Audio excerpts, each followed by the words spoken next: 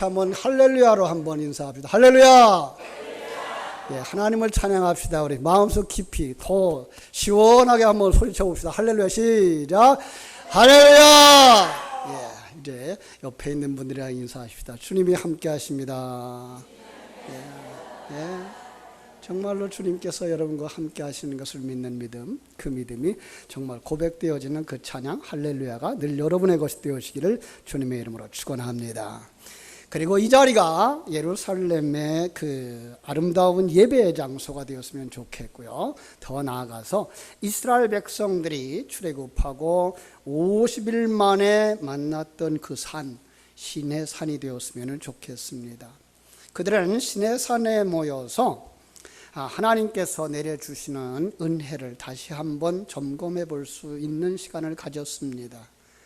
지금 그들은 출애굽해서 나온 이스라엘 백성들이었기 때문에 그렇습니다. 그들은 애굽에서 400년 동안 종노릇하고 살았어요. 400년 동안 바로를 섬기며 살았어요. 바로가 그럼 400년 살았을까요? 그 나라의 이름이, 왕의 이름이 다 바로죠. 한마디로 대통령이란 의미가 되는 거죠. 바로에 의해서 400년 동안 통치를 당했어요. 그리고 그들은 그 땅에서 기름진 음식을 먹고 살았지만 하나님이 보시기에 그들은 그 애굽의 종노릇하고 살았어요. 그래서 하나님이 그들을 건져내시기 위해서 10가지 재앙을 내리시죠.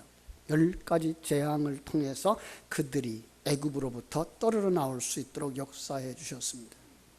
바로 애굽으로부터, 바로로부터, 사단과 세상으로부터 끊어지게 하셨고, 그래서 이제는 옛사람은 죽고 나는 새사람을 가진 사람입니다의 고백을 하는 세례를 베풀었습니다. 홍해를 건넜는데, 홍해를 애굽에서 볼 때는 홍해바다로 들어간 것이니까 죽은 것이 되어지고, 광야에서 볼 때는 바다에서 올라오는 사람들 살아난 그런 그림입니다. 그래서 바울도 이 신약성경 고린도전서에서 와서 보면 모세에게 속하여 세례를 받았다라고 말씀을 했습니다. 뿐만 아니라 하나님께서 그들을 구름 기둥과 불 기둥으로 인도하는 삶을 살아왔습니다. 그들은 정말 하나님의 은혜 속에서 살았고, 그들에게 하나님은 매일의 필요를 채워주셨는데 만나를 주셨고, 반석을 쳐서 거기서 내려주시는 생수를 마시면서 살았습니다. 적어도 200만 명이나 되는 인구가 하나님이 주시는 그 만나를 받아 먹고 하나님이 주시는 그 물을 받아 먹고 살았다고 하는 건 얼마나 놀라운 일이었겠습니까? 바로 그것이 성도의 삶입니다. 기적입니다. 성도의 삶은 이처럼 하나님에 의해서 시작되는 것이고, 또 예수 그리스도로 말미암아 시작되는 삶이라고 말하고 있습니다.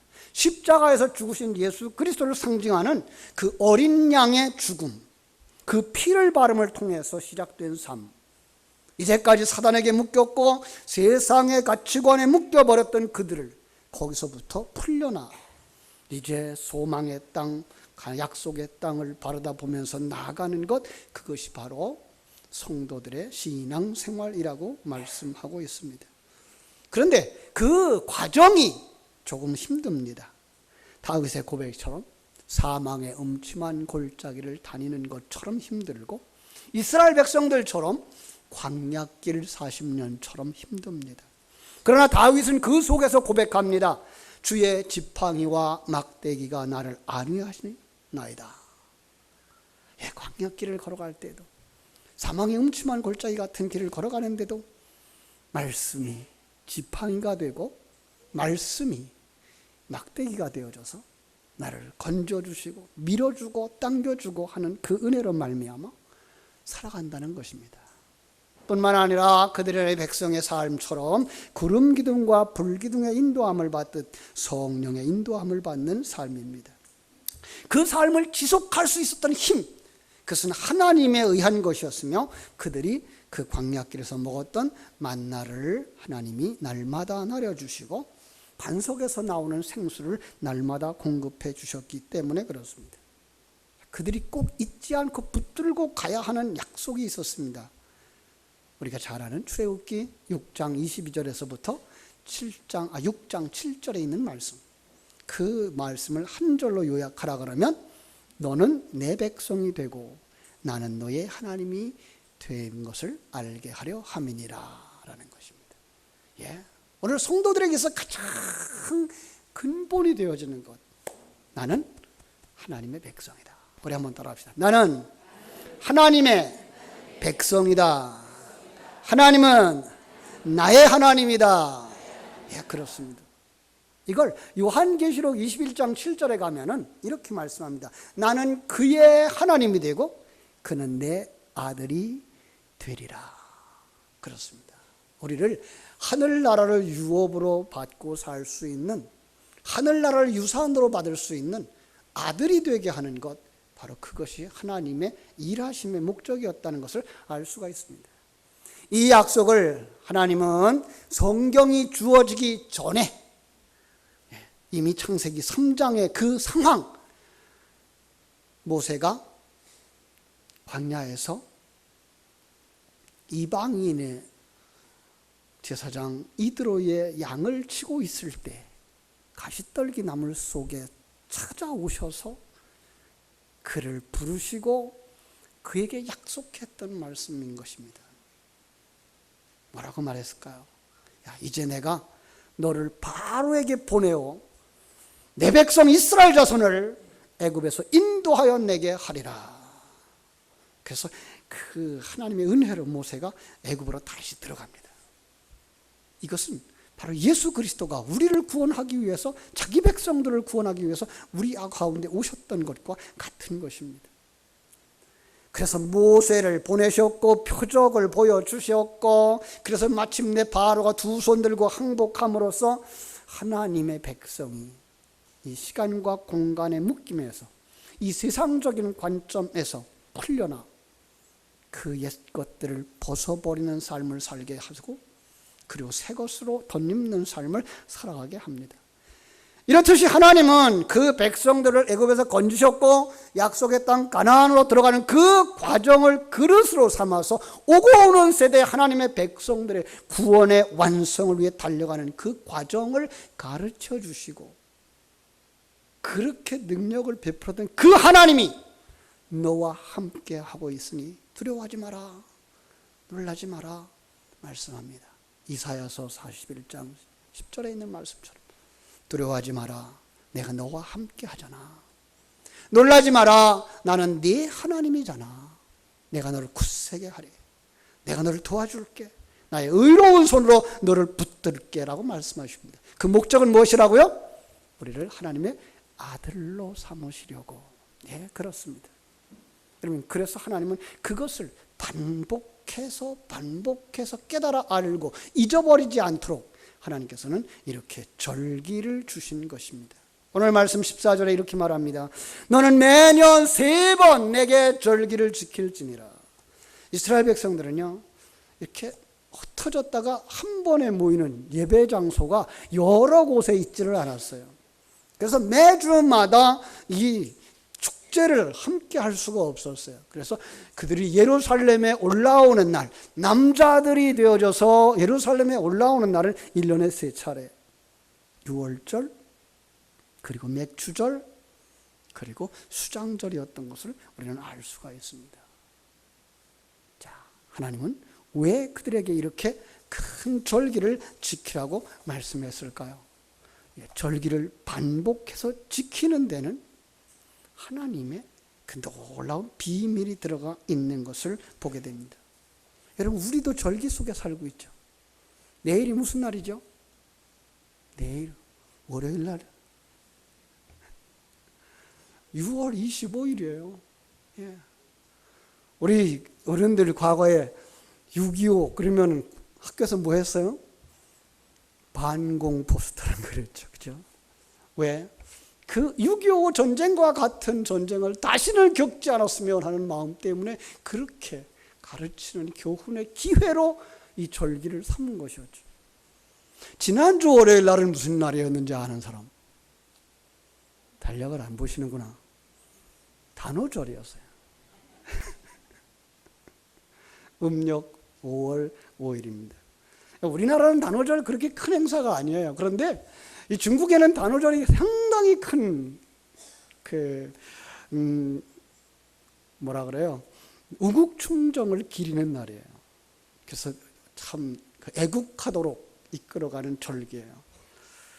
언제로 그 기원을 삼는가 하면요, 이 전국시대로 기원을 삼아요. 전국시대에 초나라 사람 굴원이라고 하는 사람이 살았는데요, 이 사람이 이 나라가 부패해지자 이 부패 청산을 외치고 나라를 밖으로 세워야 된다고 늘 임금에게 상소를 했어요. 근데 간신들에 의해서 오히려 역적으로 몰리고 유배지로 몰려나가서 유배내하고 있었어요. 그러나 그 유배지에서 나라를 위해서 늘 노심초사 염려하고 있었는데, 염려했던 것처럼 이 초나라의 수도가 진나라에 의해서 함락되어졌다라는 소식을 듣고서는 그가 이 나라를 바로 세우지 못한 것을 안타깝게 여겨서 이 명락강이라고 하는 강에 투신을 합니다. 그걸 백성들이 알고 그 시신을 찾으려고 용선을 타고 들어갑니다. 그리고 물고기들을 보고 우리 애국자를 뜯어먹지 말라고 그들에게 먹이를 주는 겁니다. 그래서 그들의 그 행사 속에는 카누 같은 용선을 타고서 시합하는, 누가 빨리 가는 시합이 있고, 그리고 그들은 이 찹쌀떡을 이렇게 갈대 잎사귀에다 말아서 그 속에 대추를 넣고 그걸 떡을 만들어서 먹는 그런 절기가 바로 이렇게 단오절이었습니다. 그러면서 그들은 누구를 생각한다고요? 굴원을 생각한다. 그처럼 나라를 염려하자, 나라를 사랑하자라고 했던 것이 단오절의 기원이었다라고 이야기를 해줍니다. 예. 바로 이렇듯이 반복의 그 비밀은 여기에 있습니다.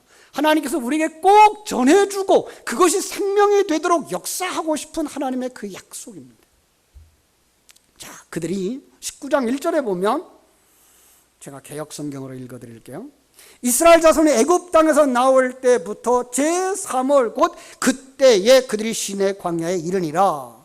여기서 우리는 출발했던 시기가 언제인지 찾아낼 수 있고, 지금 그들이 머무르고 있는 이 시기가, 언약을 받는 시기가 언제인지 알 수가 있습니다. 여러분, 이스라엘 백성들이 출애굽한 날짜가 언제죠? 출애굽한 날짜가 언제예요? 6월절입니다. 예. 그러니까 그들은 이 6월절이 그들의 첫 번째 달 아빔월입니다. 그래서 열흘 때 되면 10일 날 되는 날 어린 양을 하나 가지고 옵니다. 어린 양, 흠없고 티 없는 어린 양을 가져다가 집에서 나흘 동안 같이 지냅니다.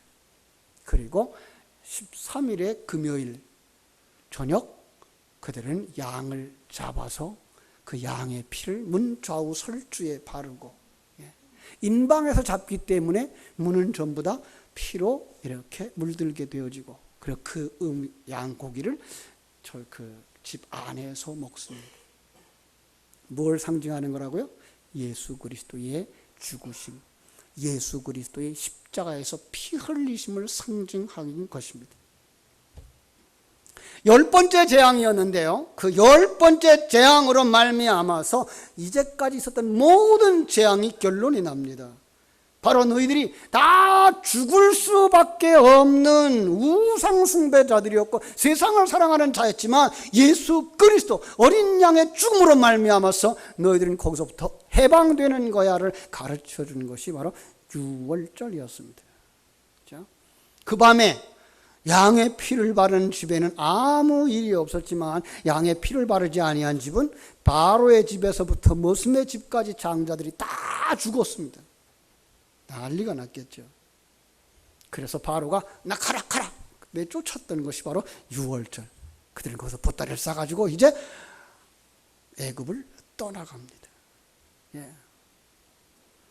그런데 안타까운 것은 유대인들이 이 속에 담아준 진리를 잃어버리고 지금도 6월절이면 양 잡는 절기로 지내고 있는 겁니다. 그런가 하면 지금도 우리 한국에 있는 어떤 이단은 6월절을 지켜야 된다라고 주장을 하고 있는 거죠. 우리는 6월절을 지키는 사람들입니다. 언제 지킬까요? 이 유월절은요, 그가 어린 양으로 죽는 날, 그리고 장사되어지고 거기에 붙어있는 초실절을 통해서 부활의 열매가 되어진 것을 기념하는 날입니다. 결국은 우리의 부활절과 고난주간을 통해서 그들에게 가르쳐 주었던 그 진리를 우리는 지키는 자들인 것을 알 수가 있습니다. 그런데 왜 그들은 이 진리를 잃어버렸을까요? 유대인들은 왜 책망을 들었을까요? 그들은 그 속에 담아준 진리를 잃어버렸기 때문에 그렇습니다. 아니, 기독교인들은 아는 그 진리를 유대인들은 모릅니까? 그렇습니다. 왜 그럴까요? 그들은 첫째로 삼위일체 하나님을 믿지 않습니다. 한 분 하나님만 생각하는 유일신 사상을 가지고 있기 때문에, 그 전통 때문에 예수 그리스도가 성자 하나님이라는 것을 믿지도 않고 성령 하나님의 역사하심도 믿지를 않는 자들입니다. 그래서 이 깊은 진리를 알지 못하고, 지금 성자 하나님이 우리와 함께 십자가에 못 박히고 계시며 성자 하나님과 함께 우리는 부활에 참여하고 있다는 놀라운 진리를 담아주신 그 유월절을 그들은 그저 형식에 지나지 않는 양을 잡는 것으로 끝나고 마는 것입니다. 출애굽해서 광야길 가고 있는 이스라엘 백성들에게 하나님은 이걸 모세를 불러서 모세가 시내산 꼭대기에서 40일 동안 배워가지고 내려와서 가르쳐 주셨던 것을 우리는 기억합니다. 무엇일까요? 너희의 구원이 어떻게 시작되어진 것을 알기를 원한다라는 겁니다. 우리 한번 따라합시다. 나의 구원이 어떻게 시작되었는가? 그것을 아셔야 됩니다. 뿐만 아니라 우리의 일상생활이 무엇을 향하여 가고 있는 것인가를 가르쳐 주시는 겁니다. 그리고 이제 우리는 어떻게 살아야 할 것인가를 가르쳐 주고 그 삶을 살도록 이렇게 이끌어 가시는 것이 바로 절기를 주신 하나님의 목적이었던 것입니다. 그래서 시내산에서 모였던 그들에게 하나님은 이 20장에 펼쳐지는 십계명에 담아서 하나님의 존재와 하나님의 계획을 우리에게 알게 해주셨고, 그리고 23장부터 주어지는 이 절기를 지키라고 하는 내용을 가르쳐 주심으로 말미암아 너희의 구원의 시작이 어떻게 되어졌는지, 너의 신앙의 목표가 무엇인지, 그리고 지금 어떻게 이 신앙을 감당해야 될 것인지를 가르쳐주고 계신 것을 우리는 알 수가 있습니다. 그렇습니다. 하나님 우리를 너무나 잘 아십니다. 우리는 쉽게 잃어버립니다. 네. 그래서 여러분, 우리가 한국말은 안 잊어버려요. 왜요? 자주 반복해서 사용하니까. 근데 영어는 몇 달 지나면 다 잊어버려요. 그죠? 가끔 제가 요즘 와서 이제 한 1년에 한 2차례씩 중국에 갔었는데, 중국에 가면 그런 얘기를 해요. 목사님, 중국에 오늘 말이 어눌해졌어요. 그럴 수밖에요. 영국에서 여기서는 중국말을 할 수 있는 기회가 없으니까 오랜만에 가서 말을 하게 되면 둔해져 있는 것, 그리고 저도 생각이 안 나는 말들을, 그런 것들이 있는 거죠.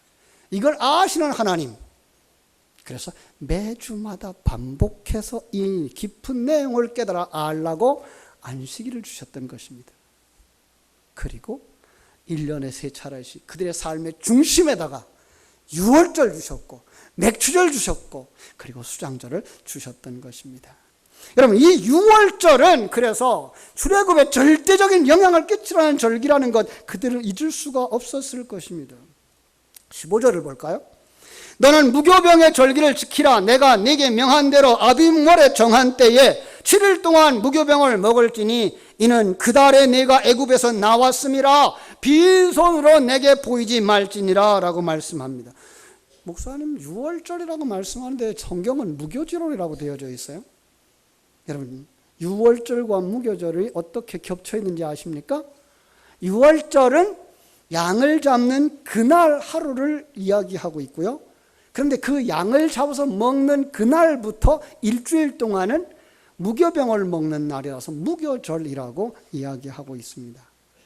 어린 양의 희생에 대하여서 강조할 때는 6월절이라고 말하고, 그리고 우리가 무교병을 먹는 사람들이라는 것을 강조할 때는 무교절이라고 말하고 있는 것을 우리는 알 수가 있습니다.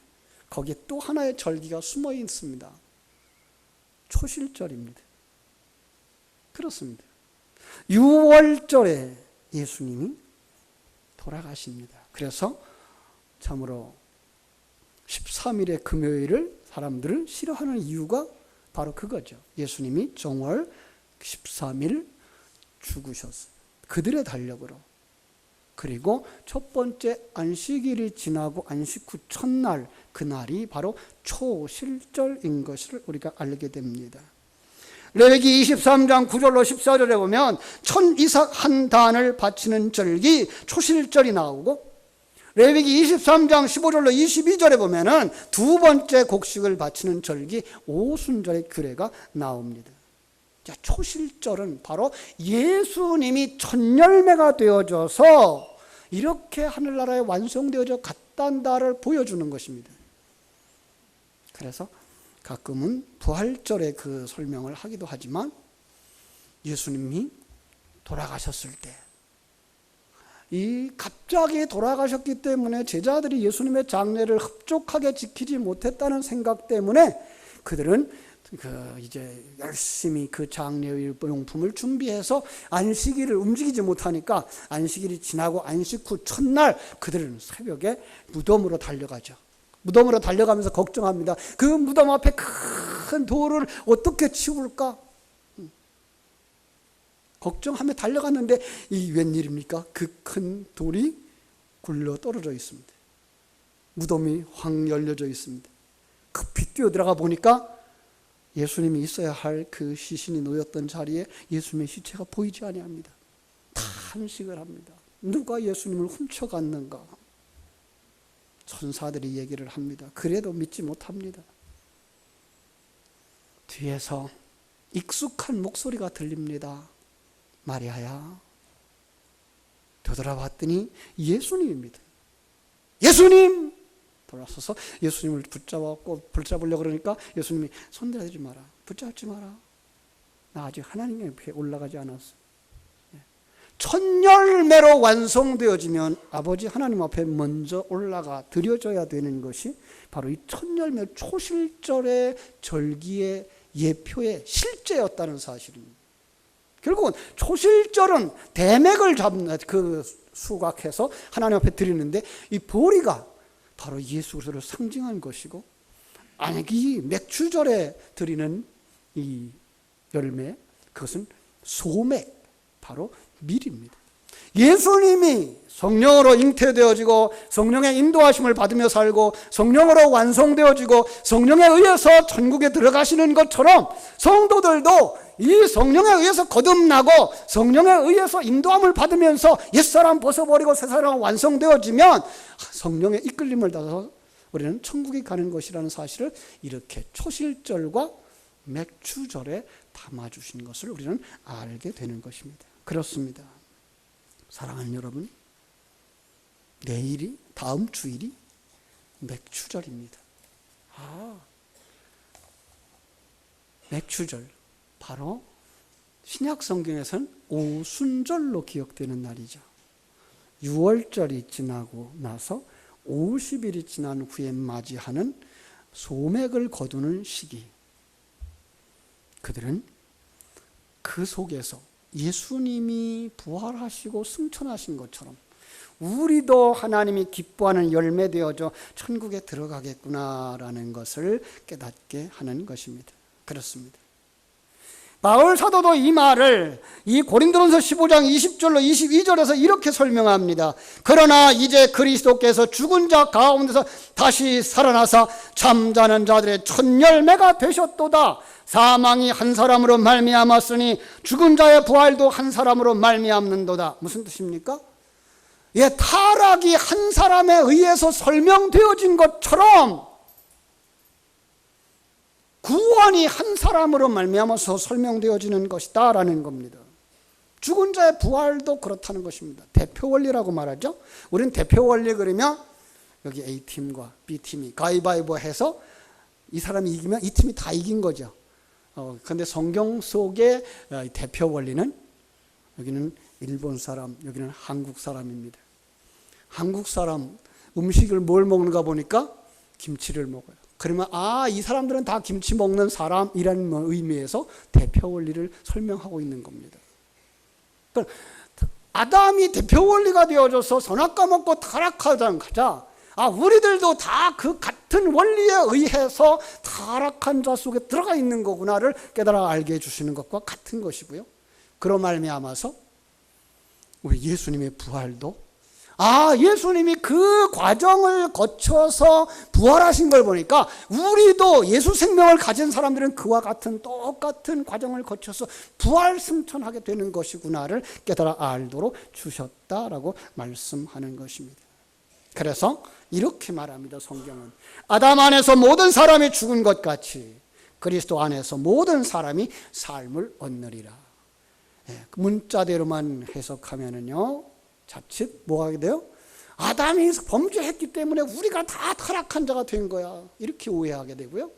예수님이 부활했으니까 우리는 그냥 부활하는 거야로 생각하게 되는 겁니다. 아니요, 예수님이 지금도 성자 하나님의 영으로 우리 안에 오셔서 이 부활의 과정을 같이 이루시고 계시다는 사실을 알 때 우리는 매주간의 신앙생활에 경건함을 찾게 되고 그 과정 속에 꼭 필요했던 만나를 구하게 되고 생수를 구하게 되고 하나님의 은혜를 구하게 되는 줄로 믿습니다. 그래서 그 사람들은 뭐라고 막 표현합니까? 갈라디아서 2장 20절입니다. 내가 그리스도와 함께 십자가에 못 박혔나니 그런즉 이제는 내가 산 것이 아니요 오직 내 안에 그리스도께서 사신 것이라. 이제 내가 육체 가운데 사는 것은 나를 사랑하사 나를 위하여 자기 몸을 버리신 하나님의 아들을 믿는 믿음 안에서 사는 것이라 라고 말씀합니다. 이것이 성도의 삶입니다. 이 사람들에게 세 번째 절기를 가르쳐 줍니다. 바로 수장절입니다. 내가 어떻게 완성되어졌는지를 생각하라는 것입니다. 우리 한번 따라 합시다. 수장절은 내가 어떻게 완성되어지는지를 생각하라. 그 내용이 들어가 있는 것입니다. 16절 봅니다. 수장절을 지키라. 이는 네가 수고하여 이룬 것을 연중의 밭에서부터 거두어 저장함이니라. 누가 생각납니까? 부자가 생각나죠. 부자가 곡식을 많이 농사를 잘 지었습니다. 그가 큰 창고에다가 곡식을 딱 거두어 들였습니다. 그는 생각을 잘못했습니다.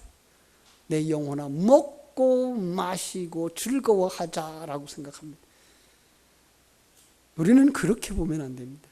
모든 곡각을 다 거두었던 그 이스라엘 백성들은 곡식을 창고에 다 거두어 들인 다음에 그들은 밖에 나가서 초막을 지었습니다.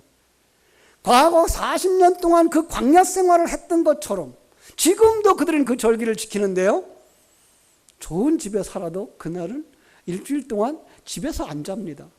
밖에 나가서 초막을 짓고 거기서 머무릅니다. 여행 중에 좋은 호텔에서 잠자도록 되어져 있지만 호텔에서 자지 아니하고 그들은 밖에 나가서 누추한 자리에 천막을 치고 거기에서 잠을 잡니다. 왜요? 지나간 날들을 돌이켜보는 겁니다. 내가 어떻게 6월절을 맞이했는데, 내가 어떻게 광야길을 걸어왔는데, 내가 어떻게 이 완성의 길을 이룰 것인데, 곡식이 비바람과 병충해와 눈보라와 그 잡초들과 싸워 이김으로 말미암아 하나님 나라의 아름답고 풍성한 열매가 되어져 올려진 것처럼 나도 이 험한 세상 다 완성되어지면, 은혜로 겪어 지나가면 나도 완성되어져 주님 앞에 올라가겠지. 그러면서 자기를 성찰하는 시간, 바로 이 수장절에 가지는 의미입니다. 그렇습니다. 그들이 애굽을 떠나 광야를 지나 가나안에 들어가는 정말로 농산물을 거두어서 절기를 지켰던 것은 사실이지만, 이것을 성경에 기록해서 우리에게 주실 때에는 역사나 절기의 이야기가 아닌 여러분과 나의 신앙생활하는 우리에게 영적 진리를 담아주신 이 그릇이라고 하는 사실입니다. 그 속에서 모아야 됩니까? 완성의 시점에서 보시면 됩니다. 마치 이스라엘 백성들이 가을 추수를 마치고 조막에 나가서 한 해를 돌이켜보면서 1월 달부터 시작한 삶들, 하나님의 인도하심을 받음으로 말미암아서 겪어왔던 수많은 사건들, 마치 이스라엘 백성들이 출애굽하여 40년 동안 하나님의 진노를 당하기도 하고 하나님이 공급해 주시는 만나를 먹고 생수를 먹고 그리고 새 사람으로 태어나서 그 새 사람으로 다 완성되어져 그 옛사람들은 광야에서 다 죽고 새 사람만 가나안 땅에 들어갔던 그 일들을 묵상하면서 옛사람을 벗는 작업들이 얼마나 힘들고 고통스러운가를 깨달아 알고 은혜를 구하는 삶, 바로 그것이 수장절에 하나님 앞에 감사하며 지키는 절기였던 것을 우리는 기억합니다. 사랑하는 여러분, 하나님의 생명이, 하나님의 백성 우리 안에 오셔서 이 귀한 사실을 깨달아 알게 하시고 하나님의 백성들 속에서 하나님이 일하심으로 말미암아 우리가 살아가는 매일 매순간 매주간의 삶이 영적인 전쟁이라고 하는 것을 깨달아 알도록 매주마다 안식일을 주셨고 1년에 3차례 유월절을 주셔서 성자 예수님을 묵상하게 하셨고 맥주혈을 주셔서 정령 성령 하나님과 함께하는 완성으로 향하여 달려가는 우리의 인생을 묵상하게 하셨고 수장절을 주셔서 머지않아 완성될 하늘나라를 유업으로 받을 하나님의 아들로서의 내 모습, 그리스도의 신부로의 내 모습, 그리고 성령의 전으로서의 내 모습을 그려보며 하나님을 더 가까이 하고 하나님께 더 의지하는 삶을 살자라고 마음에 분발하도록 주신 절기, 이 맥주절을 잘 준비하는 여러분 되시기를 주님의 이름으로 축원합니다. 기도하겠습니다. 하나님 우리 아버지, 하나님의 그